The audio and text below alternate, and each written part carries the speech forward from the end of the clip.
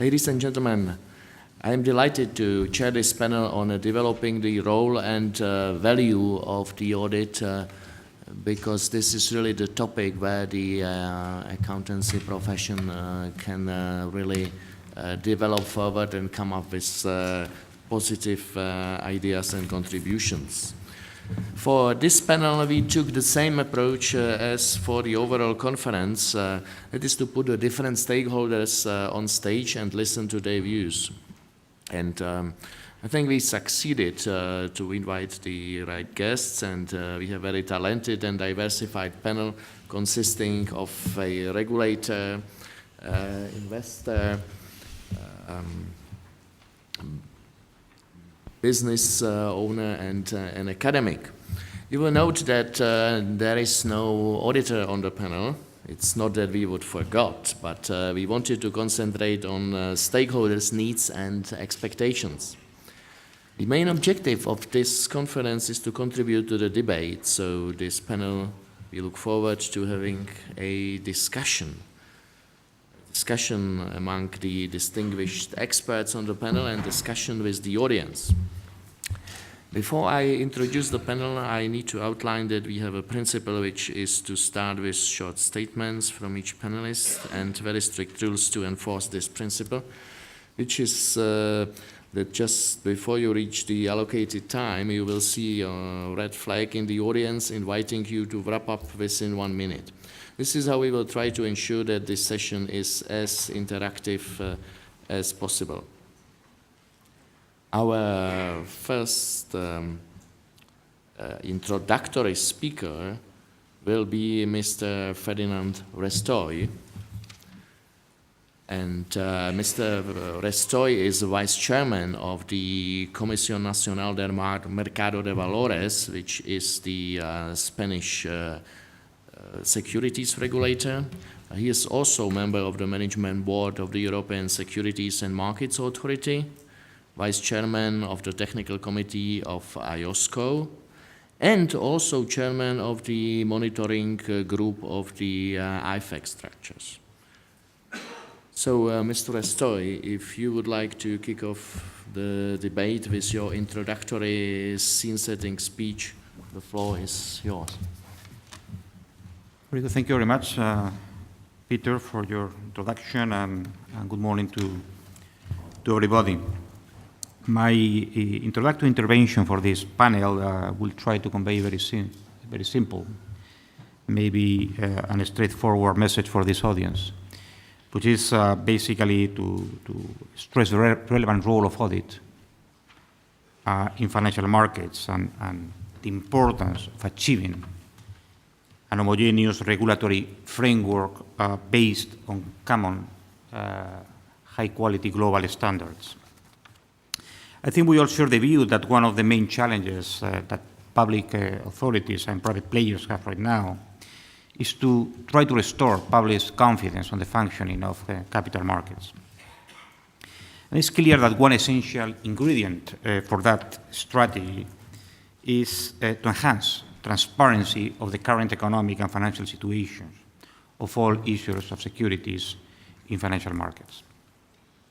That in turn requires a sensible accounting code and an effective preparation of financial statements by reporting companies, but it's clear that the availability of true and fair information on issues depends very much on the quality of audit work.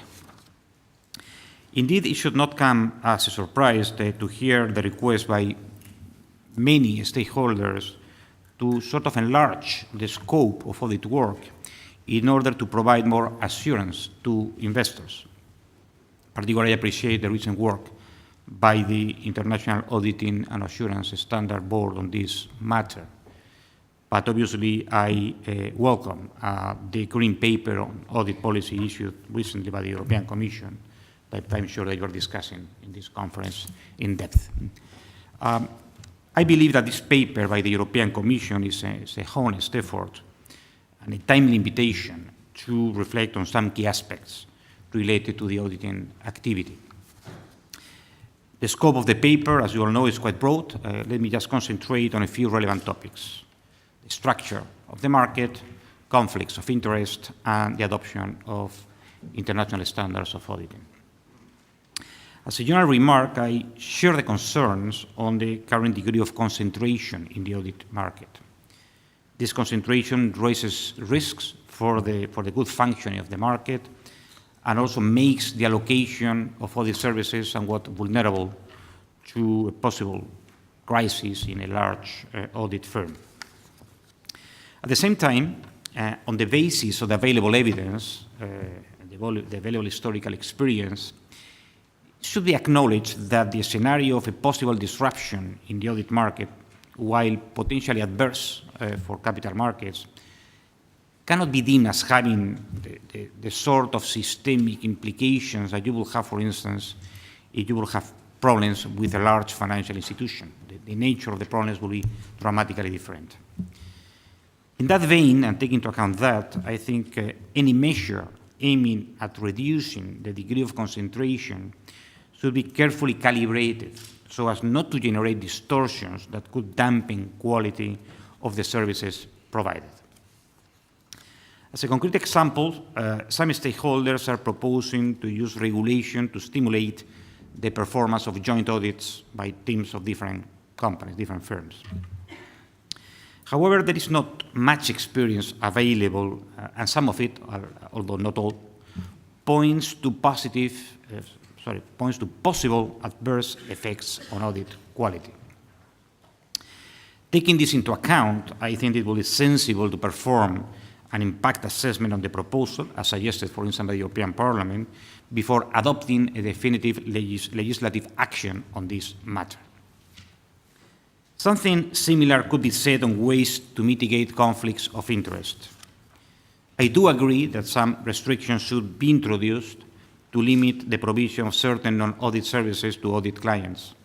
But more aggressive measures, such as an across-the-board ban on non-audit services by audit companies, should definitely be subject to a thorough cost-benefit analysis, as they may entail relevant risks for the functioning of the audit sector. A related issue is mandatory rotation on audit firms. Of course, we have been discussing this for many, many years, and it's clear that we cannot achieve the consensus on this very matter. It's clear that both sensible pros and cons could actually be identified when we talk about possible mandatory rotation of firms. An idea that we in ESMA have supported is to consider introducing a recommendation on this matter subject to a comply or explain mechanism. And of course, that should be accompanied by a more intense involvement of the audit committee in the selection of the external auditor. In any case, as with the previous proposals, the introduction of formal regulatory obligations on this field should be preceded by a rigorous assessment of the relative size of potential benefits and drawbacks. Let me now turn to the issue of regulatory convergence in the field of audit and the role of the international standards of auditing in this regard. As you know, between 2006 and 2009, the IAASB performed an intensive revision and clarification of the ISAs in an exercise called the Clarity Project. I agree with most observers, including the European Commission and IOSCO, that the clarified ISAs are more robust than the previous versions. In particular, they deal with issues that the crisis has revealed as highly relevant, such as changes in the nature of audit evidence regarding fair value accounting or the reporting based on estimations and sensitivities. Yet the EC is considering whether it will be convenient to introduce ISAs in the EU through binding or non-binding legislative instruments. But that is, of course, a matter of much political sensitivity. We in ESMA have expressed an opinion in favor of formally adopting ISAs in the European Union through an endorsement system akin to the one in place for IFRSs. I think that this system incorporates a good balance between ultimate regulatory sovereignty and a sort of delegation on an independent international technical board. I think that we can all agree that the availability of common, high-quality global standards for both auditing and accounting will significantly contribute to more integrated world capital markets and to foster confidence of all market participants. And it's clear that we badly need this to overcome possibly the most adverse consequence of the financial crisis. Having said that, it is clear that despite some relevant progress, the international standard setting framework in the field of audit is less developed than that in the field of accounting. Indeed, in the financial reporting area, a well-respected, independent, and highly competent international body, the ISB, issues international standards that are widely applied throughout the world. Of course, there are still some relevant problems and uncertainties also in this field. For instance, about the future SEC's approach on financial reporting for domestic issuers in the United States.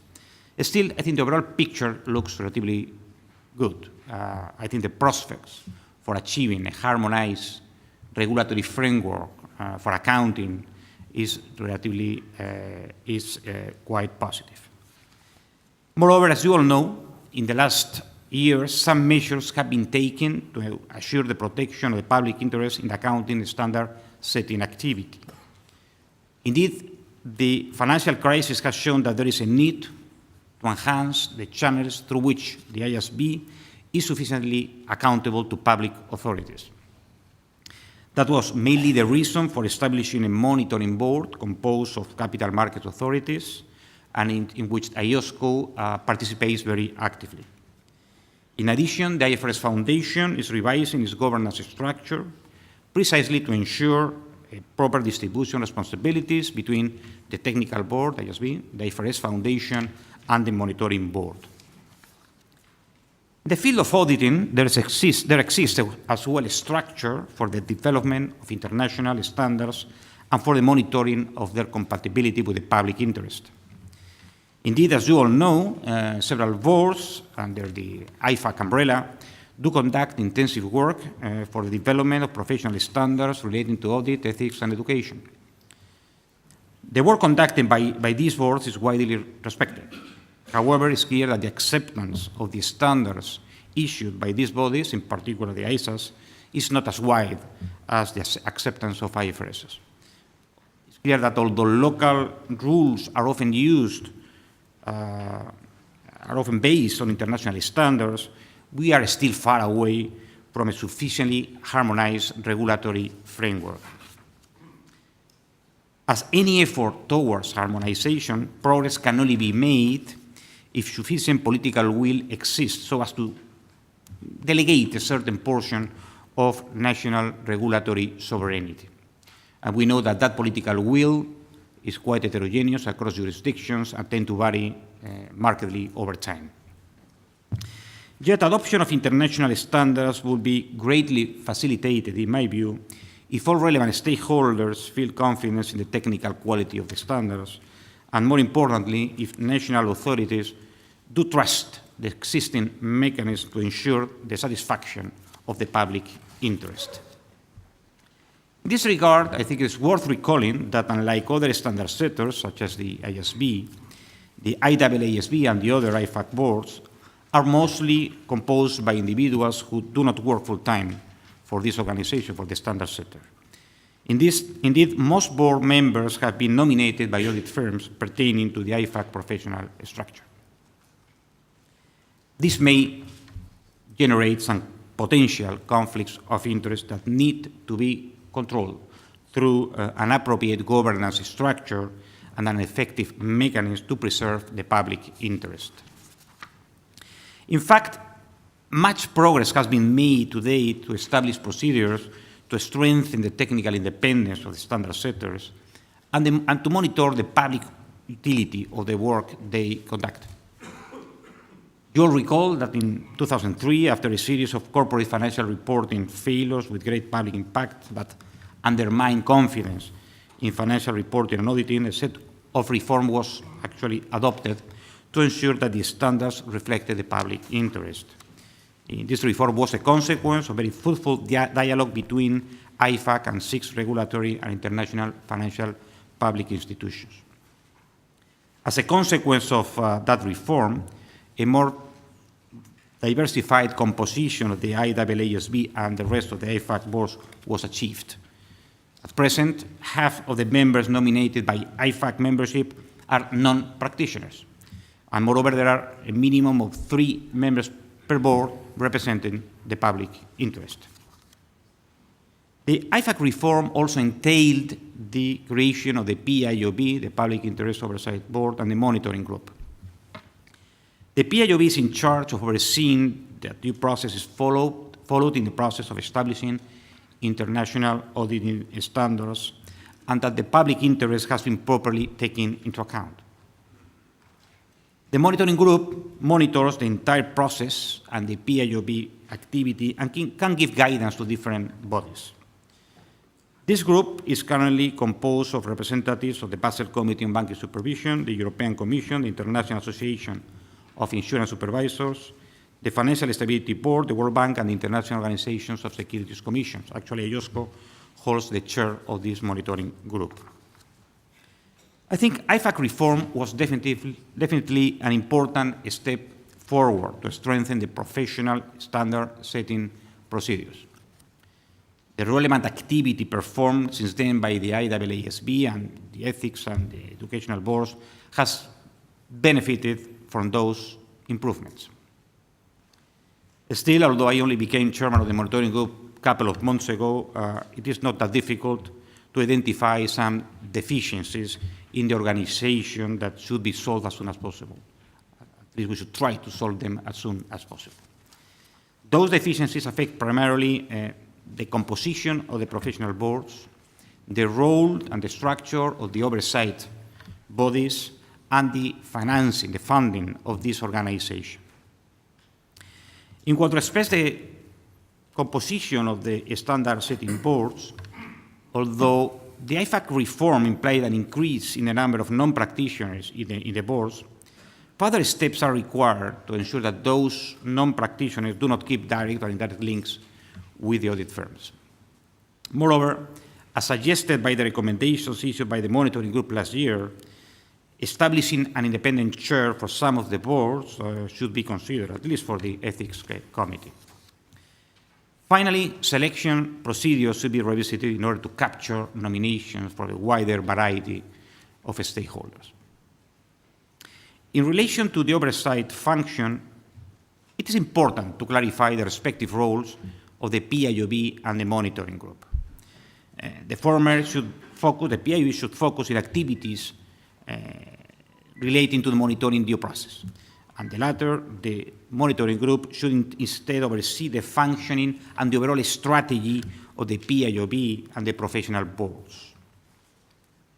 In addition, I think it's clear that we should review the composition of both bodies. A very clear example is that at present membership of the monitoring group does not include a representative of audit regulators. Fortunately, IFIAR, the International Organization of Audit Regulators, attends meetings, but only as an observer. I think it's important that the current resistance within IFIAR membership to raise its involvement in the monitoring group could soon be overcome in order for IFIAR to become a full member of the monitoring group. Moreover, it's important to increase the visibility of the work that both the PIOB and the monitoring group conduct. It's clear that if the public does not know the existence of those oversight bodies, it's going to be extremely difficult for them to contribute to enhance confidence by the public at large on the quality of the standard-setting process. And the third area to be reviewed is that of funding. At present, IFAC finances all the activities of the different standard setters. And moreover, the PIOB is also financed mostly by IFAC. The European Commission makes a cash contribution, although this cash contribution is conditional on the PIOB being able to achieve a more diversified funding. Some international organizations representing the PIOB do provide a sort of in-kind contribution, for instance, by covering the expenses of their representatives. And I should mention as well that the Spanish CNMV contributes to the finances of the PIOB by providing the office space in Madrid, where the headquarters of these organizations are located. But in any case, the current situation is not optimal from a governance point of view. Although IFAC contributions are obviously welcome, it is probably not appropriate that most of the funding comes from the organization which is actually overseen by the PIOB. It is therefore important to explore ways to achieve a more diversified funding structure in line with what the European Commission and other observers request. I think in any case that the moderate size and budget of the PIOB should help us achieving this goal. Therefore, to be sure, while much has been done already, we have to take additional steps to strengthen further the standard setting process and to achieve a fully effective and reliable oversight structure. To that end, I have the intention to propose that the Monitoring Board launches a public consultation to gather views from stakeholders on possible improvements in the governance structure of public interest oversight in the field of audit. This exercise will mirror the public consultations launched by the IFRS Foundation that I mentioned before. I truly believe that this governance review should contribute to foster confidence in international auditing standards and therefore to facilitate their adoption in the different national jurisdictions. And let me finish by just encouraging you to participate actively in this public consultation that I hope will be out sometime in the fall. Thank you very much.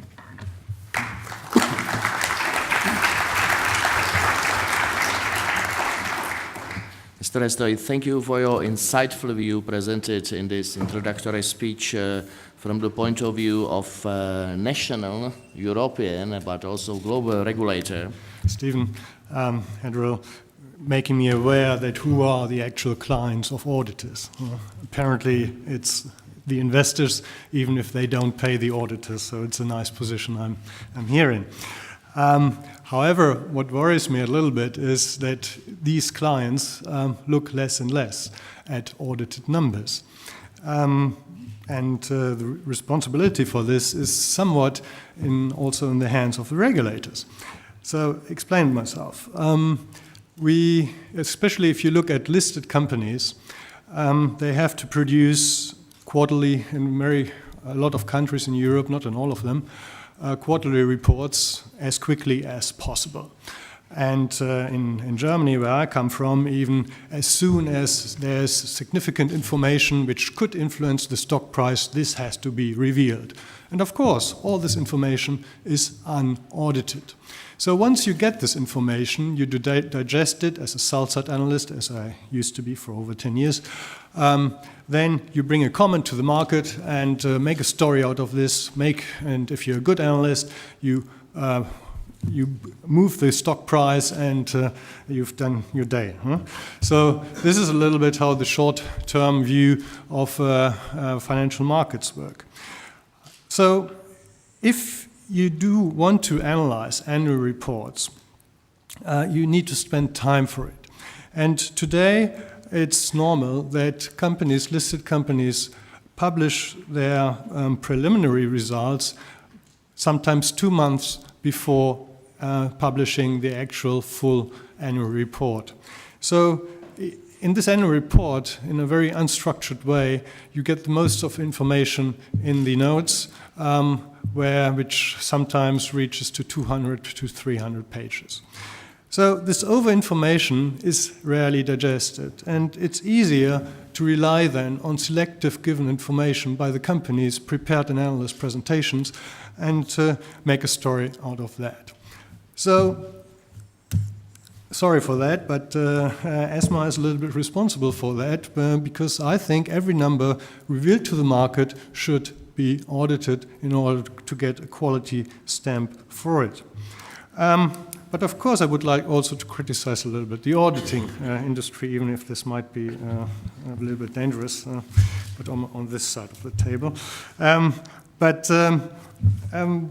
what happened in the financial industry? I'm an insurance analyst, and I was very much amazed when IFRS was introduced that insurance companies having the same sort of asset allocation did completely different impairment in their accounts.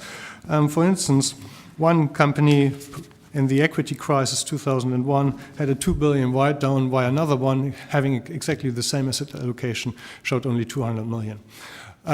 We experienced a little bit the same thing with the recent debt crisis, perhaps not to this extent, but clearly in Europe there's no clear common impairment policy. But understand the IASB is working on that, and that's already a good thing. So do we need more regulation? Here also I have to say that investors are already confused. When I printed out the green paper, it turned out to be white. So perhaps you should explain a little bit to the investors what a green paper means. But what is clear for me, as a user representative at the FRTech, is that the work of an auditor will become more complex with the changes which are going on under the current IFRS standards. Because suddenly not only there are forward-looking statements which should be integrated, but also you have to bring a judgment on the business model. So suddenly we really want a full picture of how the company is earning its cash and whether this can be done on a sustainable basis. And I think putting more regulation on this would harm you in doing so, because you would not be able to take more risk and try really to give a personal judgment on here, of course, verified by your colleagues. But it's really important to get the overall picture of the company in order to convey it also to investors.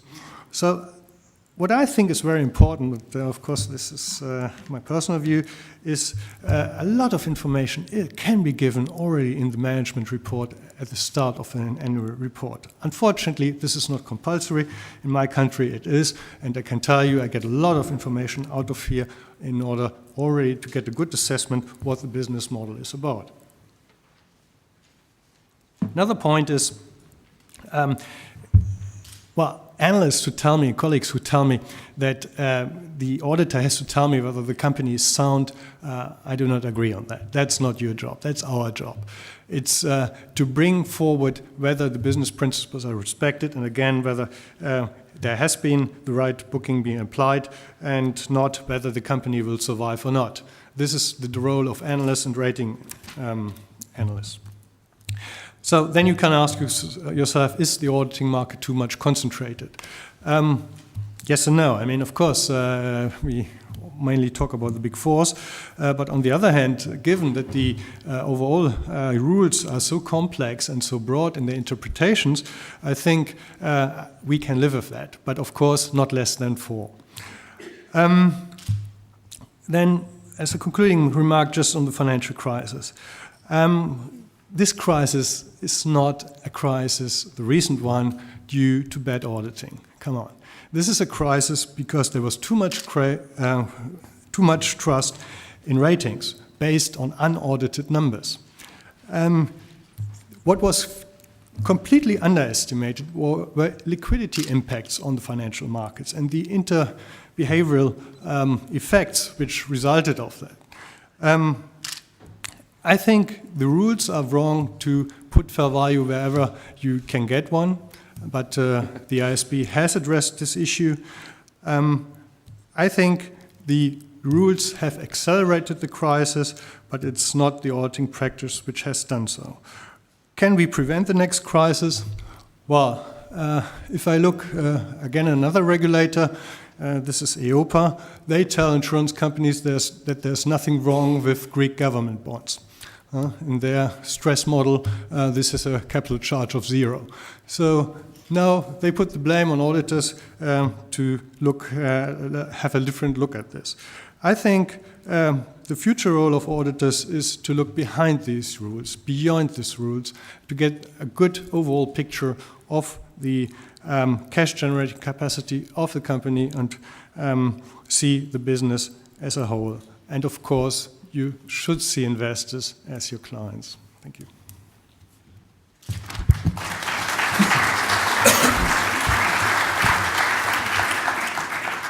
Thank you, Carsten. You see that Carsten is one of the analysts actively involved in the financial reporting and auditing issues, as you can see also from his involvement in the technical expert group of EFRAG. It's very clear that we as auditors need users, and we need even more active users of our products. Now I would like to turn to Scott Johnson. Scott Johnson is the Director and Chief Executive of 2 UK SMEs, but he is also a small business advisor to the UK government and member of the Confederation of British Industry. So we will hear more the view from a preparer and SME practitioner. Thank you. Yes, I want to try and bring an element of the business's point of view to the audit process. We've heard much this morning about the credibility issues surrounding audits, particularly among the value that it has with our stakeholders. And as the procurer of audits, you would have thought during the financial crisis that the audit would have been one of the most useful tools procured by the business to demonstrate the business's health among its stakeholders. And moving down to the SME sector, where I operate in two different SMEs in the UK and in Europe, given the access to finance issues surrounding SMEs, the audit should also have been a very, very good tool to demonstrate the strong from the weak, and also to portray the business as a strong going concern. However, what it seems to have delivered is old news and no real content regarding the current health and status of the business. So, unfortunately, what that has led to is a perception among business that the audit process is really a regulatory burden. It really has become a red tape issue. And that then leads to a problem in that business seems to be less interested in the quality of audit. It's almost a tick box exercise, something that must be done rather than something that intrinsic value should be placed upon. So what do we do to try and address this problem? Not having an audit is not what we're arguing, but we need to add value to the process to allow it to become an integral part of what we do in business. Several years ago, I did a piece of work for the UK government as part of its regulatory reduction process, and it was looking at what we called business as usual costs. In other words, if you took away all regulation, what would business do in the normal functioning and the normal reporting of its financial statements? Most businesses agree that a level of financial reporting, a level of transparency is good. That it needs to be transparent in order to raise money, to raise investment, to borrow against trade credit from its suppliers. So this business as usual cost is what I feel we should concentrate on as auditors in terms of driving the agenda for added value. In other words, as Stephen rightly said this morning, we can't do without audit, but perhaps we could do without so much audit regulation. We should be driven by the market rather than by government. In other words, the stakeholders should tell the auditor what's required in a certain sense, and also the investors will make it quite clear what information is required in terms of the company's stability and its financial health. There's a few other things that I would like to touch on. I think one that's very important that hasn't really been picked up yet today, and that is the SME sector and thresholds and exemptions. And very often we're keen to exempt small businesses from the burden of regulation. But is that always the right way to proceed? What that can do, or the unintended consequence of this, is that small businesses or medium businesses can be seen as much higher risk, as less worthy of investment and growth funding. So perhaps the exemptions and the ever-rising exemption threshold is not always a good thing, but more looking at what we can do to tailor the audit process to suit the SME sector. I think that would also have a positive effect on this monopolisation of the audit sector into the Big Four. It would allow us to expand the small and independent audit sector, which is something that's been on dramatic decline. And while a lot of these firms have moved into growth areas, we shouldn't say growth areas, but things like liquidation and the other consequences of the crisis, we do need the small and independent sector looking after the SME sector of industry. So I think it's worth a closer look at what we do with exemptions for small and medium-sized firms. The other things that I see as becoming much more important for us in industry is the things that our stakeholders are looking from the outside in at us to be more transparent about.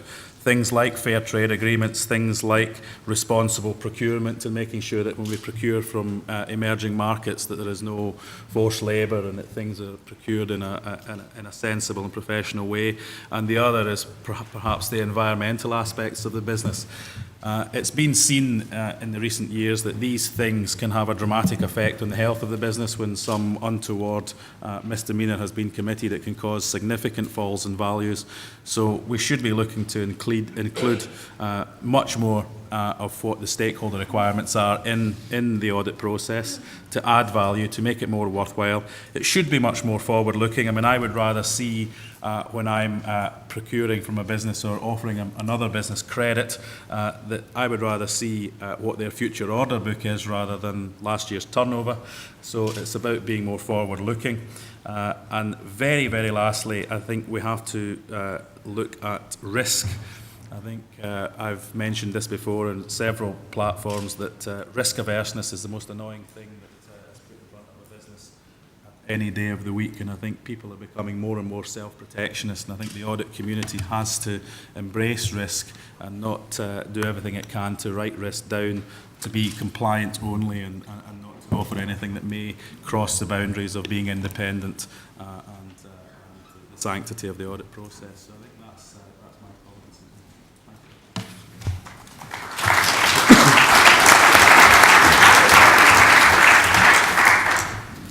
Thank you, Scott. It's great that we have seen a view from the SME perspective, and at the same time stressing the need for forward-looking information and for dealing with risk issues to be attached to the, I would say, standard or traditional historical financial information, which I think is the future of this debate.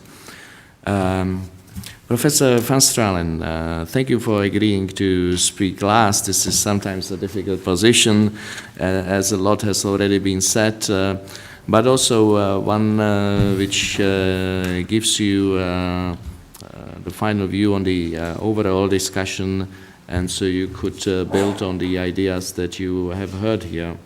I'd like to say that you are a full-time professor of accounting and assurance services at the Maastricht University and held PhD in applied economics from the University of Antwerp. Thank you for your introduction. It's an honor to be here and to speak to this distinguished audience. Just as my colleagues, I was asked to prepare 3 statements on the role and the value of audits and building a European audit market. I've prepared 1 statement relating to audit reporting, 1 relating to audit quality, and 1 relating to regulation, which ultimately all relate to each other. My first statement relating to audit reporting is the following.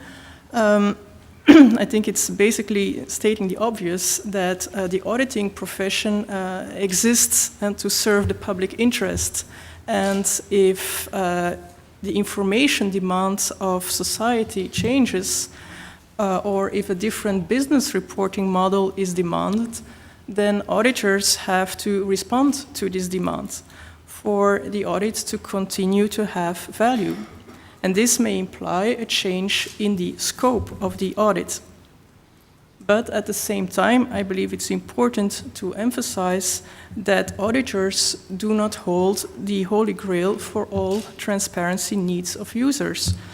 And this is also one of the conclusions that I draw in a research that I've just finished, which was commissioned by ACCA, on an extended audit reporting framework. A change in audit scope may indeed increase the value of the audit, but it requires that a framework needs to be developed for a new business reporting model as a tool for company management, as well as the development of criteria that auditors can use in providing assurance on this new business reporting model. And to this end, an intense dialogue with users, but also with the different players in the governance of business reporting, including audit committees, seems essential. At the same time, it's important to emphasize that auditors cannot be considered as the holy grail for all transparency needs of users. Auditors are only one of the different players in the governance of business reporting. And we may not forget that ultimately it's management who is responsible to provide stakeholders with information they need. This responsibility cannot simply be transferred to standard setters, regulators, public oversight bodies, auditors, or any other governance mechanism.